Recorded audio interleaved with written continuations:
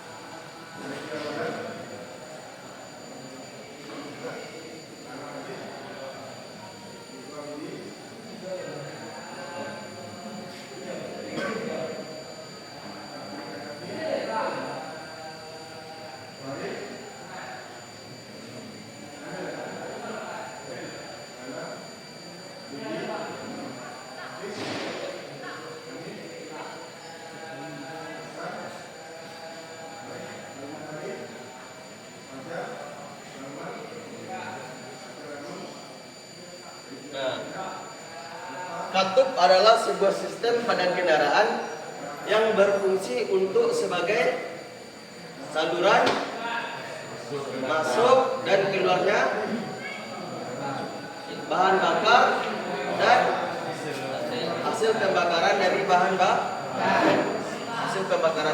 bakar.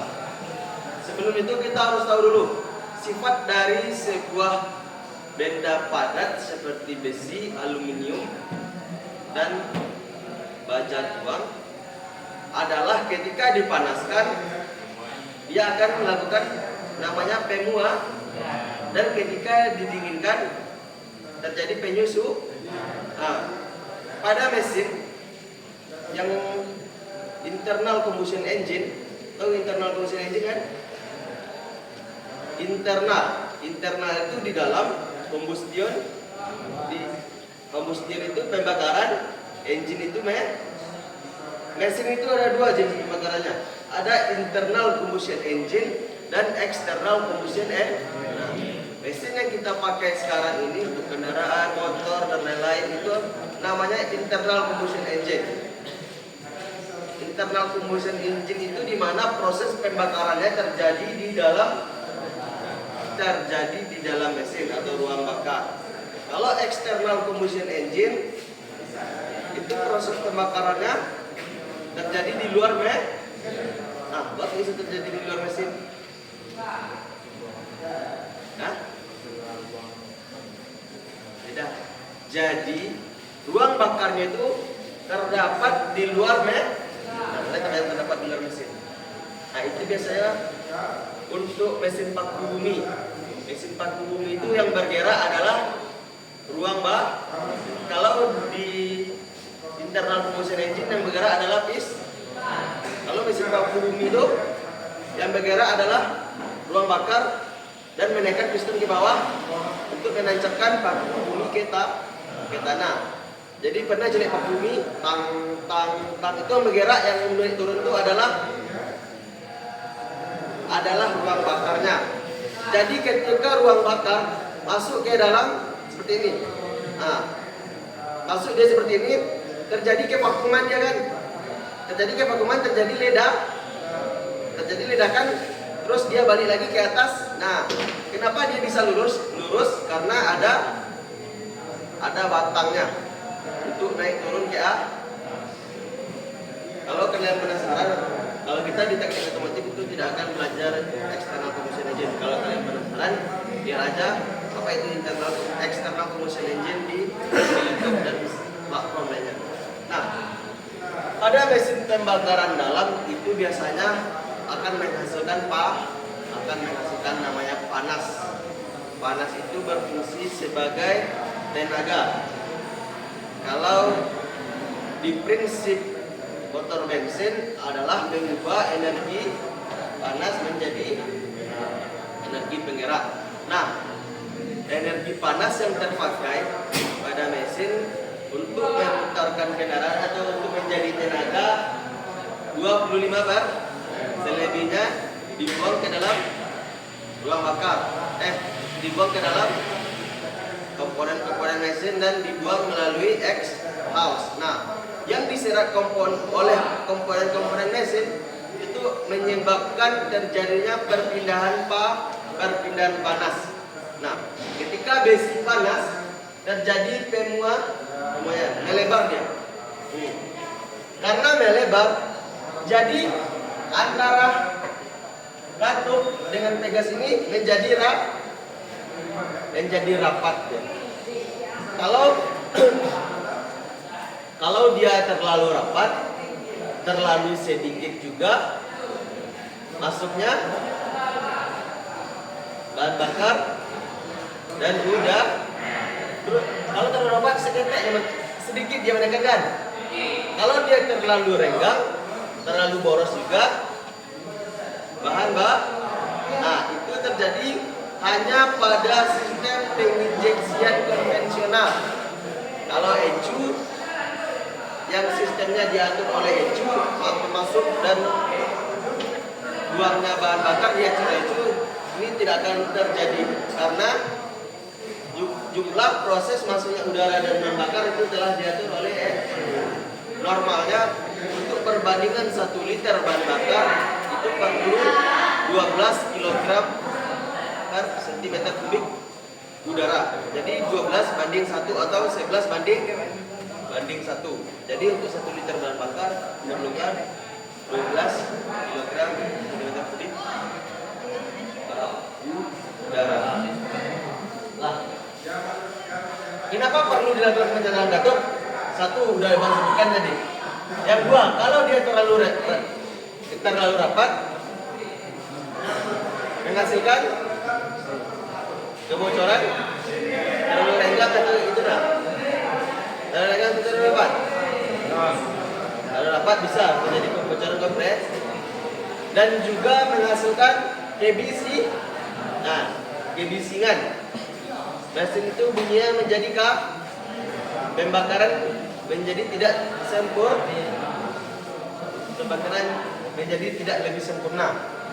Lah, kita sudah tahu kenapa perlu dilakukannya penyetelan katup. Ada.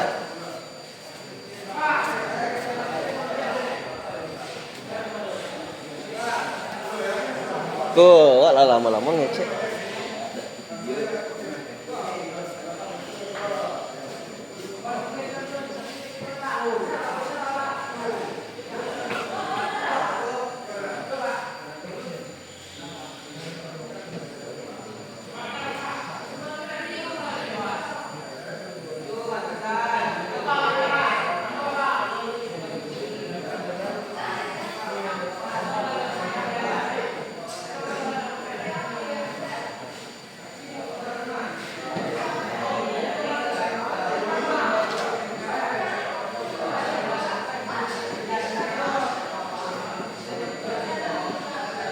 Nah, sekarang kita akan mempelajari syarat untuk melakukan penyetelan katup.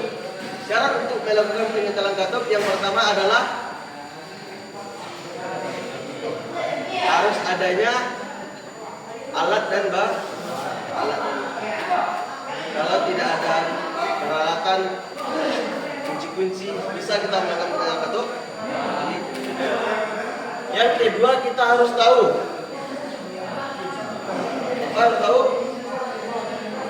apa itu top 1 dan top F.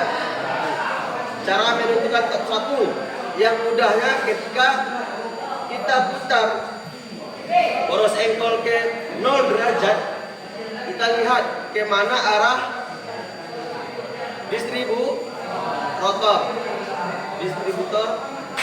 pada rotornya, yang mana arah. Kalau dia berada pada top 1, pada tali busi nomor 1, mengarah ke tali busi nomor 1, maka itu top 1. Kalau top 4 menghadap ke, kenapa pada top 1 menghadap ke tali busi nomor 1?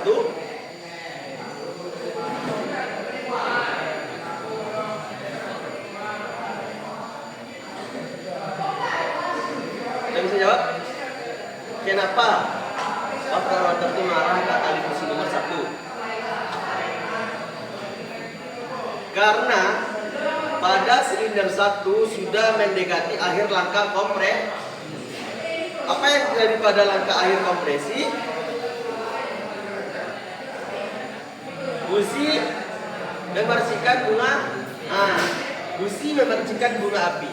Kalau pada top 1 masih langkah hisap, rotor sudah pada tali busi nomor 1. Sedangkan pada silinder 1 rotor masih sedangkan pada silinder 1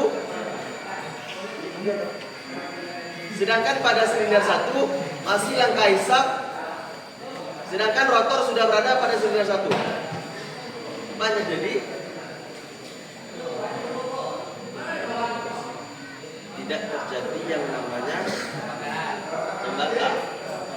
Nanti kalau silinder 1-nya sudah akhir langkah kompresi, rotornya sudah berada di tali busi nomor 3 atau rotornya pada nomor 2. Nah, itu kenapa kemarin Pak coba kalian putar top 1, ya atau tidak rotornya menghadap ke tali busi nomor 1. Tali busi nomor 1. Nah, itulah alasannya kita perlu melakukan top 1 untuk melakukan penyetelan pengertian. Nah, yang kedua, top 4 juga sama, menghadap ke tali busi nomor. Nah, menentukan top sudah tahu. Terus kita harus tahu katup mana saja yang perlu dilakukan penyetelan pada top 1. Kita perlu melakukan penyetelan pada top 1, yaitu pada silinder 1 in dan X-nya Di top 1 ya.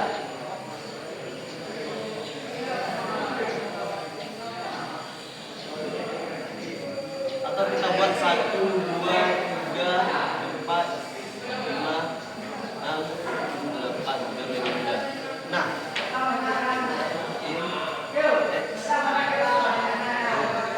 apa? Sudah 2.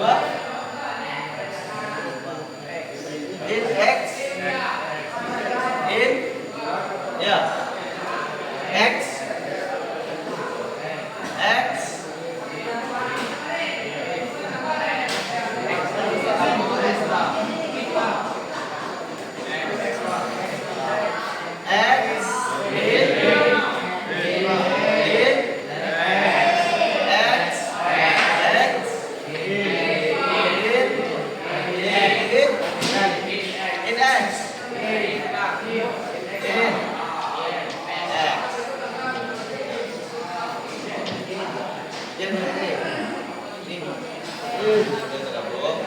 ini terabung juga. Ini.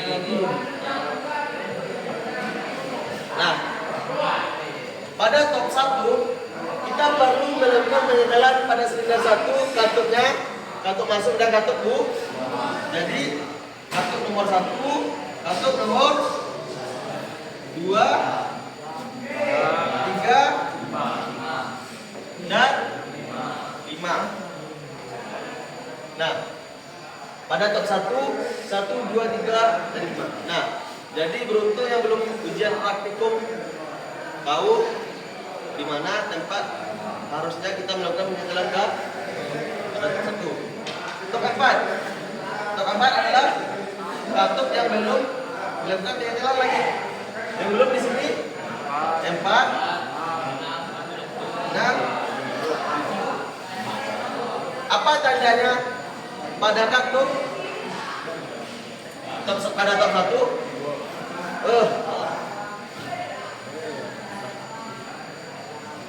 Nah, kalau kita sudah melakukan top 1, maka kita cek dulu.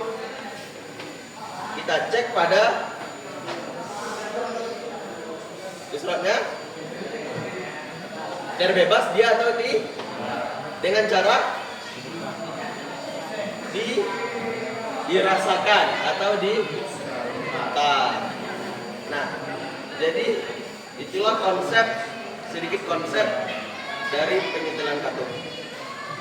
Sekarang pada mesin injeksi yang penginjeksiannya diatur oleh ECU, kita tidak lagi memerlukan yang ada pada mesin injeksi cuma per ini. Kita pernah lihat cuma per ini yang ada. Usulan untuk menaikkan per ini tidak adalah. Nah, kenapa dia bisa bergerak ke bawah dan ke atas? Karena oleh putaran poros di poros angle itu ada namanya cam, tonjol, ada penajam noken as, menonjol ya, menonjol stek-steknya. Tonjolan noken as itu yang menaikkan pusrot di atas, lalu menaikkan tegas katut sesuai timing penginjeksi. Kalau di ECU kita bisa melakukan yang namanya penyetelan timing penginjeksian, di mana ada yang namanya proses overlapping. Overlapping di mana katut masuk dan katut buang itu terbuka saat langkah hisap. Jadi sebelum langkah hisap apa? Langkah buang. Pada langkah buang itu yang dihasilkan adalah gas buang yang masih mana cepat terbakar, gas buang yang masih udara masih panas atau udara dingin. Nah, udara apa? Kenapa pada mesin heavy jarang sekali adanya asap? Karena sisa pembakaran itu, udara panas yang dihasilkan dari hasil pembakaran itu dihisap lagi pada saat langkah hisap. Karena katut hisapnya masih terbuka sekian detik, dihisap udara panasnya, lalu juga masuk udara bersihnya ke ruang bakar, dihisap oleh piston pada langkah hisap. Nah, itu adalah langkah overlapping. pada injeksi. Nah, jadi jangan bingung nggak leh, kok mesin injeksi itu tidak barasok, kok mesin konvensional ke barasok, karena untuk penginjeksinya itu telah diatur oleh suku, lebih mudah. Mobil sekarang sudah ada namanya brain, atau brain otak. Jadi tidak manusia aja punya otak. Mobil juga sudah punya Nah, ke depannya mobil-mobil bensin mungkin sekitar 10 tahun lagi akan jarang digantikan oleh mobil. Ke depannya lagi digantikan oleh drone car atau mobil terbang. Dan digantikan lagi ada lagi yang namanya hypercar. Sekarang hypercar hanya mobil-mobil doang.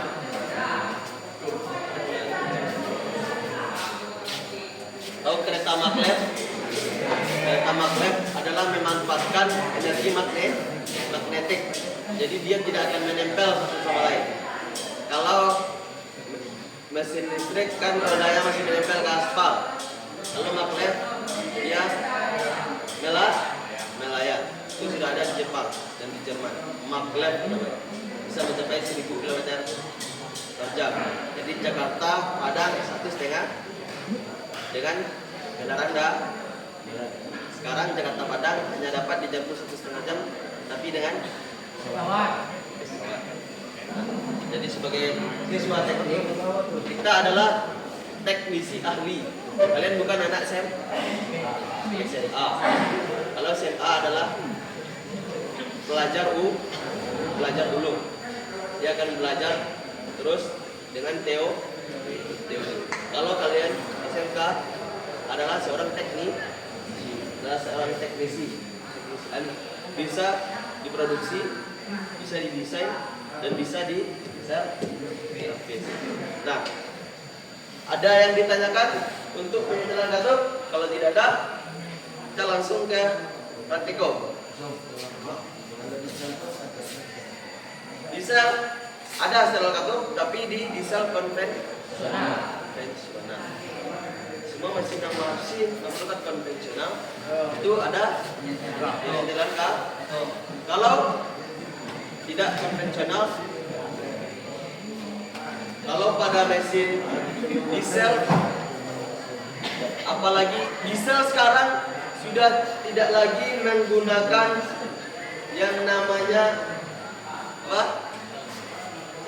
Sudah masih ada.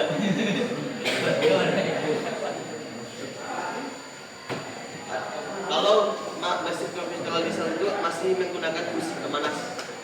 Kalau diesel rata-rata mesin diesel sudah menggunakan turbocharger. Turbocharger bukan turbo yang kita lihat di game. NOS, seperti NOS, bukan. Turbocharger itu adalah pemasukan udara yang luar biasa ke dalam ruang bah. Nah, ada yang pernah lihat komponen seperti keong ya? Nah, keong berputar dia, ada kipasnya di sini. Nah, itu turbocharger. Ya. Mesin GoJZ. Nah, pada turbo itu lebih canggih, pada diesel itu lebih canggih lagi. Dia tidak guna busi untuk melakukan proses pembakaran. Tapi yang diinjeksikan ke ruang bakar adalah udara dan dengan kalau di diesel katupnya hanya untuk masuk udara, bukan untuk masuk sebagai tempat pengganti busi. Nah, di situ yang namanya atau nozzle namanya. Tempat masuknya bahan bakar ke dalam. Ada seperti ini nozzle. Seperti busi letaknya di atas pada ruang bakar. Tempatnya rata-rata hampir sama seperti tempat letak mana letak besi di situ letak nozzle. Nozzle ini berfungsi untuk menginjeksikan bahan bakar pada jadi yang nozzle pun api dihasilkan bahan bakar yang diinjeksikan. Pada common rail yang menginjeksikan bahan bakar yang memompanya ada namanya full pump.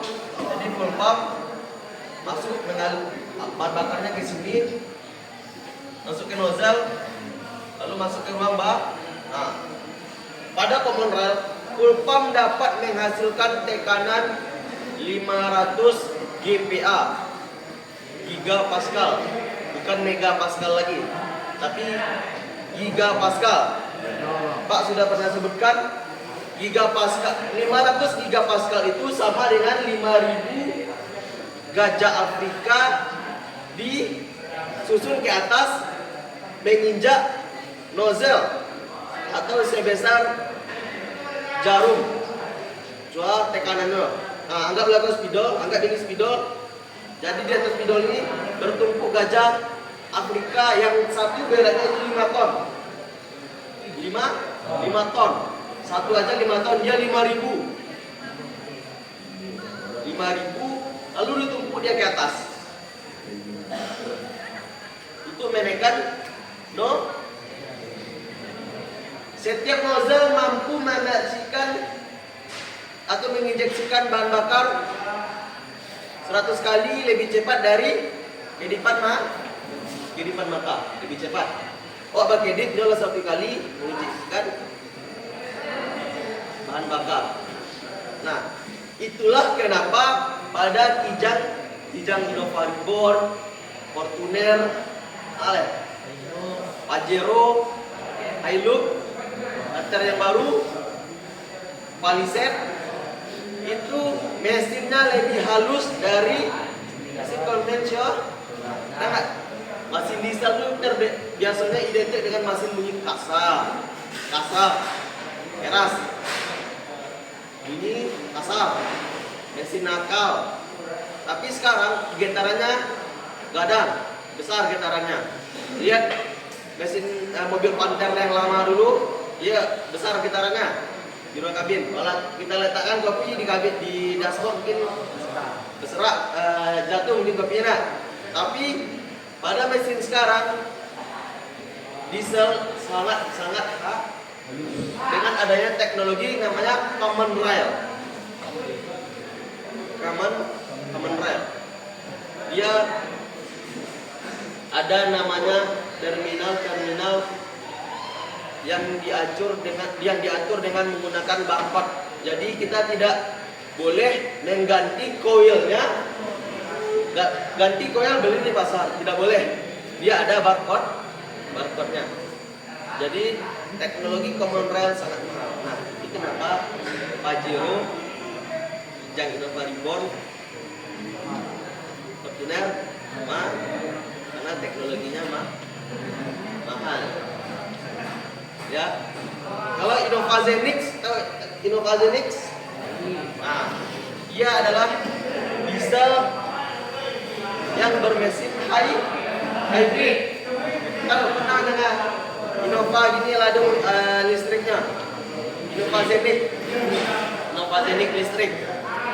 Dia ada teknologi mobil listrik yang dia akuisisi, tapi hanya untuk 700 sampai 2 km berfungsi kita bisa menggerakkan pakai listrik. Jadi kita bisa mengendarai dengan daya listrik tanpa menggunakan bahan bakar hanya sejauh 700 sampai 2 km. Kalau mobil listrik yang sudah tidak hybrid lagi, yang BEV namanya, baterai electric vehicle, itu sudah menggunakan listrik seluruhnya. Kalau HEV, hybrid electric vehicle, itu rata-rata mesin bensin dan listrik itu tapi lebih besar pada mesin bensin. Nah, kalau tidak ada pertanyaan lagi, kita langsung ke praktikum.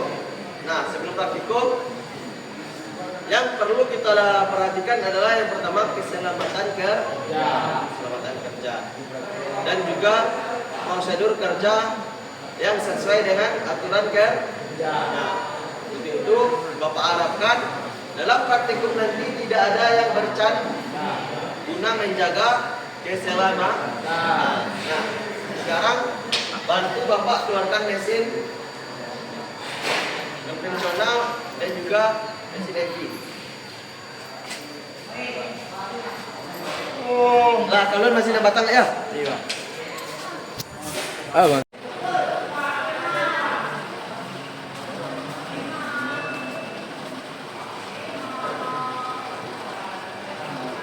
Baik. Ini kita sudah melakukan ujian lisan TMKR dan juga dasar-dasar otomotif. Dari hasil ujian tadi, hasilnya sangat mengecewakan. Hanya beberapa orang yang nilainya tuntas atau TKM. Untuk itu, Bapak akan ulang lagi materi mulai dari notuk sampai ke keluasan, dan juga akan mengukit sedikit tentang dasar-dasar dari otomotif. Kita sebagai anak TKM harus tahu fungsi dari komponen sistem yang bekerja pada mesin, pada kendaraan. Nah, sebelum itu dasar dari otomotif adalah internal combustion engine, ICE namanya, ICE, internal combustion engine.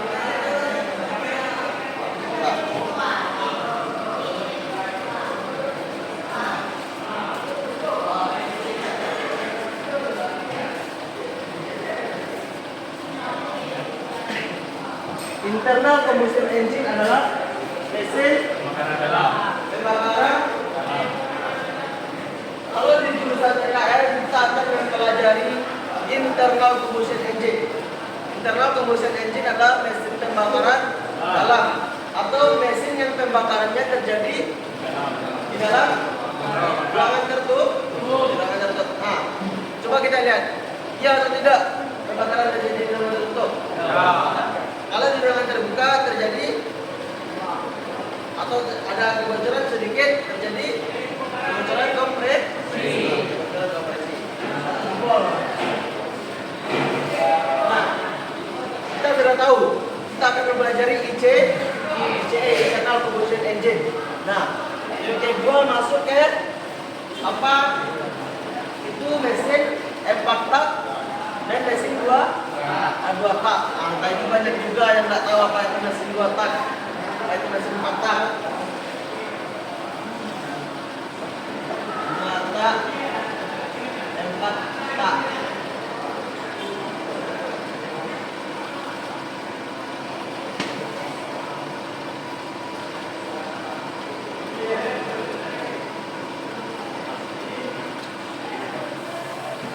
Nah, siapa bisa menyebutkan apa itu 2 tak?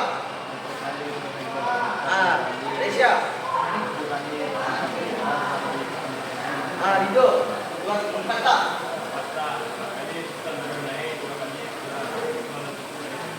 Nah, terbalik.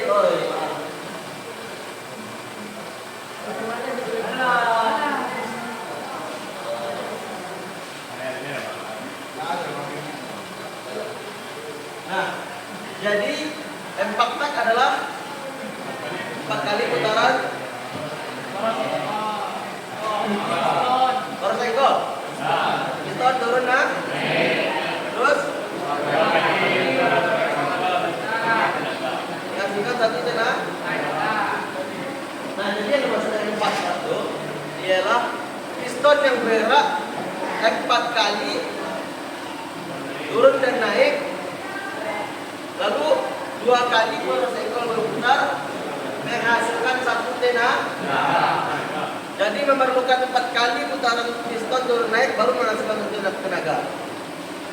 Kalau di mesin sekarang, mesin 2 tak tidak dipakai lagi dikarenakan beberapa kerugian yang ada pada mesin 2. Yang pertama yaitu boros bahan bak. Yang kedua cepat pak. Yang ketiga polusi atau emisi gas buang yang tinggi. Udah tahu kita 2 tak dan 4 tak, masuk kita lagi ke sistem yang ada pada mesin. Yang pertama kali itu yang paling depan adalah sistem pendinginan. Ya, sistem pendinginan naik ke atas, masuk ke bawah lagi, kedua. Jadi pada sistem pendinginan ada dua jenis sistem pendinginan. Harus kalian ketahui. Yang pertama adalah sistem pendinginan yang menggunakan udara. Yang kedua menggunakan cair. Apa yang berhasil dengan pendinginan udara? Adalah sistem pendinginan yang memerlukan aliran udara untuk membantu melepaskan hawa panas pada mesin. Hawa panas yang dihilangkan yang bisa dalam mesin itu langsung, sama seperti kita menghembuskan sesuatu benda panas. Kita bantu mentransferkan pembinaan panas melalui udara. Beda dengan sistem cairan. Kalau sistem cairan menggunakan cairan untuk penyerapan pak, karena cairan langsung berada di dalam mesin atau tetapnya di water jacket yang mengelilingi ruang bakar. Nah, itu sekilasnya. Ada 2 cara tadi, 2 jenis udara dan bahan bakar. Anda tahu. Jadi para ada yang tak tahu tadi rata-rata kalian gagal ujian. Nah, besok kita akan kalau bisa akan melakukan remedial. Nah, jadi itu pahami materi yang Pak jelaskan hari ini. Sudah masuk tadi ke 2 cara kerja, 2 jenis. Nah, yang ke masuk lagi ke cara sistem pendinginan. Cara kerja sistem pendinginan itu ada 2. Yang pertama saat mesin dihidup. Nah, siapa bisa menjelaskan? Pak, tambahkan nilai. Ridwan bersama. Yang pertama itu ketika cairan yang ada pada radiator kan mengalir ke tulang bawah yang merupakan setelah itu model pump yang ada pada akan memakan cairan pendingin yang ada pada radiator yang kemudian air pendingin tersebut akan langsung ke water jacket. Selanjutnya air pendingin akan terus bersirkulasi hingga sampai mesin mencapai suhu.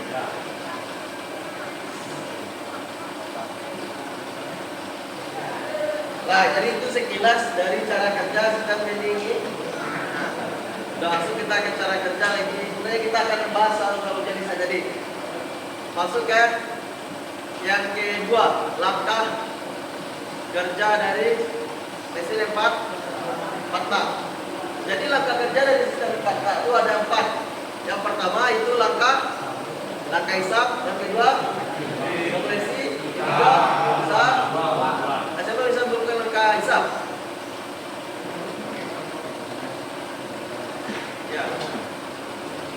Langkah hisap adalah piston bergerak dari TMA ke TM menghisap campuran udara dan bahan bakar dengan posisi katup yang terbuka katup, yang tertutup katup X, katup 2. Nah, dengan putaran force angle yang sudah 180 derajat, langkah kompresi piston bergerak dari TMB atau titik mati bawah ke titik mati A dengan posisi katup yang tertutup keduanya. Lalu saat akhir langkah kompresi, saat belum mencapai 360 derajat, jika pengapiannya 10 derajat, maka busi membersihkan bunga A pada derajat ke 350 derajat poros ekor. Lalu ketika busi sudah membersihkan bunga api dengan bahan bakar yang sudah terkompresi, lalu terjadi ledakan yang mendorong piston bergerak dari TMA ke TMB. Itu langkah busa. Piston bergerak dari TMA ke TMB. Lalu apa yang dihasilkan? Tenaga itu di mana didapatkan? Dari hasil ledak. Itulah namanya prinsip dari kerja motor bensin, ialah prinsip kerja mengubah energi termal atau energi panas menjadi energi gerak. Itu prinsip kerjanya. Jadi panas dari hasil ledakan diubah menjadi energi mekanik. Itu adalah prinsip dari kerja motor bensin. Terus sudah bergerak dari TMA ke TMB, menghasilkan bisa gas buang, pembakaran emisi gas buang. Lalu emisi gas buang itu apakah disimpan dalam ruang bakar atau dibuang? Dibuang melalui katup buk dengan cara piston bergerak dari TMB ke TMA mendorong bisa pembakaran melalui katup buang. Itu secara ringkas kerja dari mesin 4 tak. Lalu masuk ke dalam fungsi bagian dalam katup. Kita melakukan pekerjaan, tentu ada manfaat atau ada penyebab.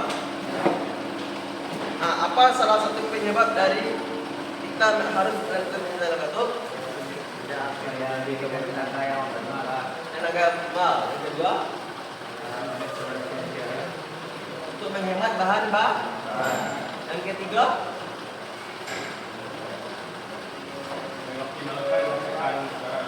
mengoptimalkan pasokan udara dan bakar, mengurangi kebisingan. Nah, ketika katup tidak sesuai dengan standar operasionalnya, maka akan terjadi yang namanya apa?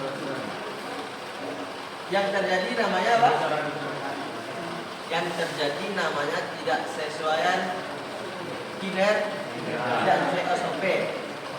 Jika bukaan katup masuk adalah 25, jadi 0,20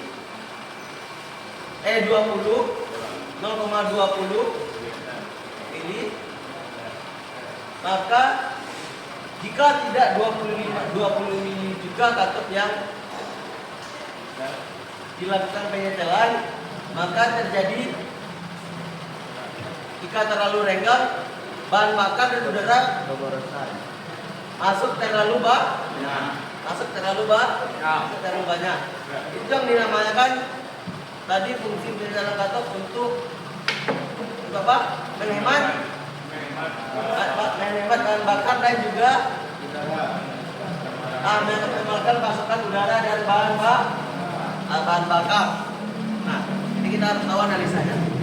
Nah, cara menentukan tong 1 dan tong 4 adalah dengan cara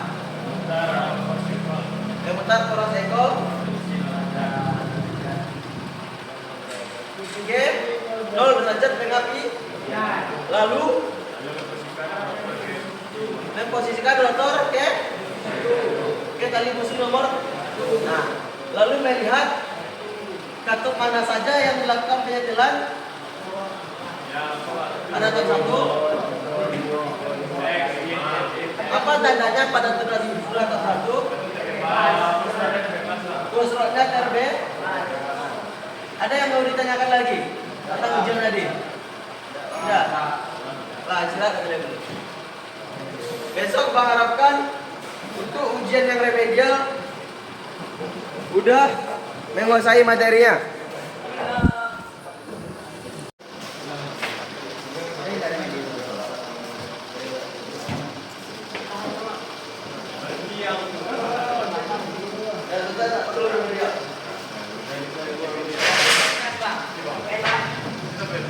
Tapi yang tuntas saja atau yang remedial saja? Tuntas saja.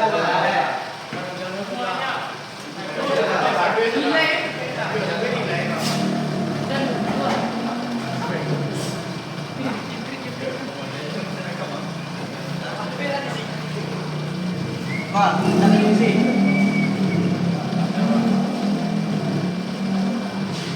Versi mereka, Pak. Ya, si mereka ya.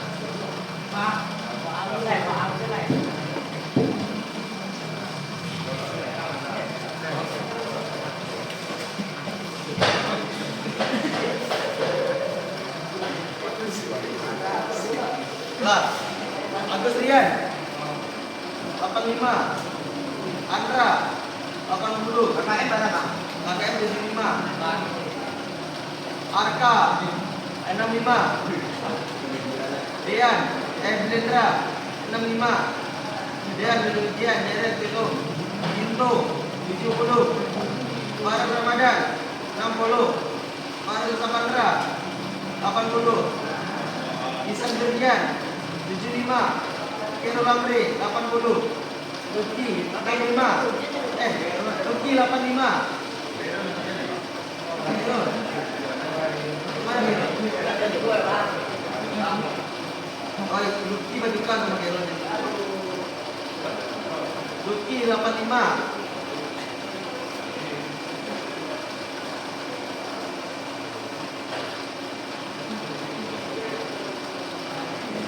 Muhammad Farizi, mana bang ya? 55.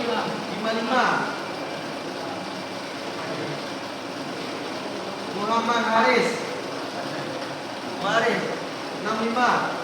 Muhammad Ihsan 75. Muhammad Ridho Nur Zaman 90. Muhammad Fikri Riyadi 55. Wildan Mardius 75. Nurul Ghani 30. Pedro 60. Renadi 55. Reza Wilda 80, Reza 80, Rizky Nabil 50, Reza 40, Rian 60, Septian 60, juga 80. Nah, jadi yang remedial di bawah 75 silakan. Pas remedial. Lah, karena yang remedial minggu besok atau hari ini? Minggu besok. Apa dulu? Minggu besok kita gagal lagi. Minggu besok apa? Yang remedial buat soal abang kasih soal ya.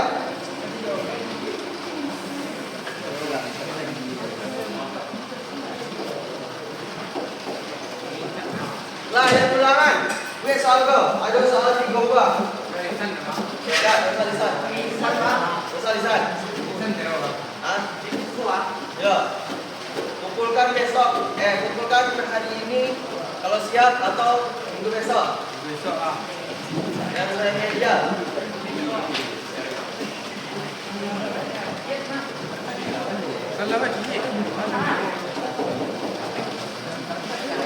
Lah, soal yang pertama, yakin kalian jawab tulisan nggak? Soal 10, kalau bisa lisan. Soal yang pertama, jelaskan siklus kerja dari mesin patah. Jelaskan siklus kerja dari mesin patah.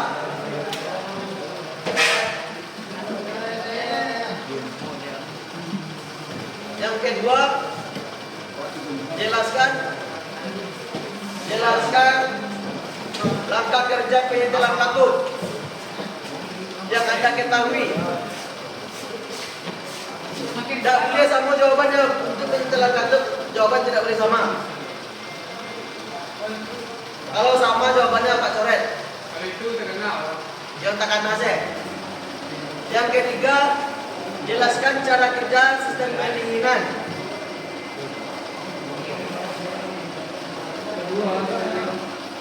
Yang kedua, jelaskan cara penyetelan kartun yang Anda ketahui. Ya, dua, yang tiga. Lah, sudah tiga. Lah. Ada buku bisa juga, lembar bisa juga. Kalau bisa gini, buku ini. Kalau enggak, kalau bisa lisan, bisa lisan. Bisa lah. Langkah kerja, siklus kerja. Mulai dari langkah hisab sampai lengkap. Kalau salah, tidak tuntas. Ya. Ya, siapa yang mau? Ya. Bisa ujian ke masalah.